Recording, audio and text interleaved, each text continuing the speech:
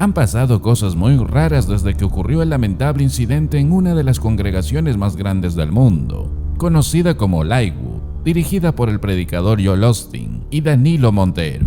Los comentarios son masivos tanto de apoyo a esa denominación, así como de afirmar que se trató de la justicia de Dios sobre esa congregación, por fomentar la mayor cantidad de doctrinas heréticas dentro de la iglesia. Y si no te has enterado aún de lo que ha pasado, un hombre irrumpió en esa denominación, queriendo protagonizar disparos dentro. Pero felizmente, habían 2 policías sin uniforme dentro del establecimiento, logrando derribar a este hombre. Esta tragedia no ocasionó ninguna víctima, solo un inmenso susto dentro de esa congregación. Y luego de varios días de lo sucedido, habló por primera vez el predicador y líder de esa congregación, recién hace horas atrás, y ya de una manera más calmada de la situación, para afirmar que la iglesia estará abierta y que va a ser un tiempo de sanación. Ahora, la cantidad de personas que asistieron hace minutos atrás fue abismal. Multitud de personas asistieron a esa congregación, mientras que por otra parte, otros fueron y también estuvieron atentos al mensaje, esperando que haya un arrepentimiento de pecado o la búsqueda de Dios y su palabra. Pero grande fue la sorpresa de aquellos que esperaban algo distinto. El mensaje fue centrado en lo mismo que predica esta congregación. Dios desea verte florecer en esta vida. Él quiere verte salir de los reveses más fuertes. Él quiere darles esperanza en su resultado final y verlos llegar a un final floreciente.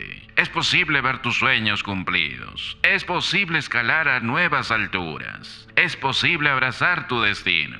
Dios existe para un propósito, y ese es cumplir tus sueños. Y como siempre, es particular en su congregación prohibir usar estas palabras, como es el pecado, la justicia o el juicio. Para ellos lo que sucedió no fue una advertencia de Dios, o un llamado de Dios a buscarlo, sino fue que les faltó una mejor confesión positiva. Causa de esto, las redes están inundando de comentarios en estos últimos minutos, luego de esta reciente reunión, y muchos creyentes opinan sobre esto. Por ejemplo, alguien dijo: lo que pasó en Lakewood es un juicio divino, y si no se arrepienten, les vendrá lo peor. Otro dijo: es el juicio de Dios para que abran los ojos, pero por lo visto, aún no abren los ojos, porque todo sigue igual. Y así los comentarios no cesan por la tragedia espiritual que está pasando esa congregación, a pesar de haber tenido dicho evento trágico. Ahora, ya hemos hablado sobre lo que promueve esta iglesia, esto en otro vídeo anterior. Lo único que diremos aquí es que disciernan siempre todo conforme a la llenura del Espíritu, para saber qué es de Dios y qué cosa no lo es. Y esto solo va a suceder, solo por el conocimiento de su palabra. Y no cabe duda que lo que pasó en esta reciente reunión de esa congregación, hablaron cosas lejos de la verdad de Dios.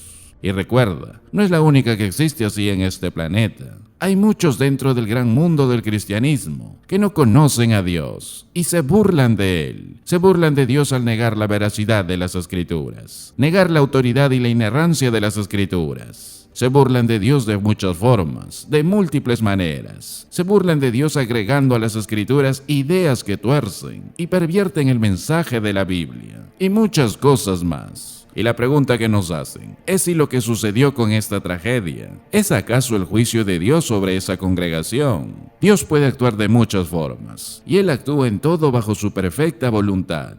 Pero lo que Él quiere que nos enfoquemos aquí como cristianos es traernos a memoria lo que dijo el Señor Jesucristo en Lucas 13. Y ruego a Dios que entiendas este punto. En este mismo tiempo estaban ahí algunos que le contaban acerca de los galileos cuya sangre Pilato había mezclado con los sacrificios de ellos. Respondiendo Jesús les dijo: ¿pensáis que estos galileos, porque padecieron tales cosas, eran más pecadores que todos los galileos? Os digo no. Antes, si no os arrepentís, todos pereceréis igualmente. La opinión judía común era que las calamidades le suceden a las personas malas, no a las buenas. Ellos decían que si te sobreviene una calamidad, eres una mala persona. Le pasó a Job, por ejemplo. Elifaz le dijo: ¿cuándo fueron destruidos los justos? Esa era su teología, y se mantuvo desde los patriarcas hasta la era del Nuevo Testamento. En Juan 9, por ejemplo, había un ciego quien el pueblo decía de él: ¿quién pecó, él o sus padres? Alguien tuvo que pecar. Esa era la perspectiva judía estándar. Incluso ahora todavía es la perspectiva para muchas personas. Pero Jesucristo revierte esto en esta confrontación. Hubo una masacre de judíos galileos en el templo en el tiempo de Pilato, y era en la época de la Pascua. Están ofreciendo un sacrificio, y en medio del mismo son masacrados en un ataque sorpresa de las tropas de Pilato. No sabemos exactamente qué precipitó esto, pero sí entendemos que la realidad básica es que estaban en el templo haciendo lo que el Antiguo Testamento les decía. Estaban siguiendo la ceremonia y la ley del Antiguo Testamento. Ahora, Pilato gobernó desde el 26 hasta el 36 después de Cristo, siendo el quinto prefecto procurador romano en Israel, y tenía una fama de inflexible. Su gobierno estaba marcado por sobornos, por robos, por ultrajes, por abusos, frecuentes ejecuciones sin juicio y una ferocidad salvaje. Fue ese tipo de cosas lo que finalmente condujo a la revuelta judía en el año 70 después de Cristo, por ejemplo, que luego llevó a que los romanos los aplastaran de manera trágica con la destrucción de Jerusalén y otras 985 ciudades en la tierra de Israel. Y Jesús les dijo aquí a la multitud: ¿pensáis que estos galileos eran mayores pecadores que todos los demás galileos, porque sufrieron este destino? Él está diciendo: sé que imaginan esto, sé que así es como piensan, que a la gente mala le pasan cosas malas. Él está leyendo sus mentes literalmente. Ahora, a veces ciertamente hay juicios de Dios sobre almas por su maldad. Hay también ciertos tipos de pecados que tienen un juicio incorporado, pero no es de eso de lo que habla aquí. Lo que tenemos aquí no es algún tipo de efecto natural del pecado, ni siquiera un efecto gradual del pecado. Lo que nos muestra aquí es una calamidad inesperada, algo desconocido, algo que fue prácticamente un desastre sorpresa. Y en ninguna parte de las Escrituras encontraremos que los accidentes, o las calamidades, o las catástrofes se puedan considerar siempre como un juicio para los que mueren. Por el contrario, el verdadero castigo para todas las personas, para todos los pecadores, viene en el otro mundo. Hoy puedes ser una persona justa y terminar trágicamente en un accidente. Puede que seas una persona injusta y sobrevivir a cualquier accidente, pero en cualquier caso, ese no es su juicio final. En las calamidades fallecen tanto cristianos como no cristianos. En cualquier catástrofe, en los terremotos por ejemplo, fallecen tanto cristianos como no cristianos. Y la respuesta a todo esto es porque Dios es misericordioso, Dios es compasivo con los pecadores, y eso hace que retenga lo que merecemos, la bendición más universal que viene de la gracia común de Dios. Esto a todos nosotros es el tiempo, y es el tiempo de arrepentirse, tiempo de creer, tiempo concedido por la paciencia de Dios. Él es paciente porque es misericordioso.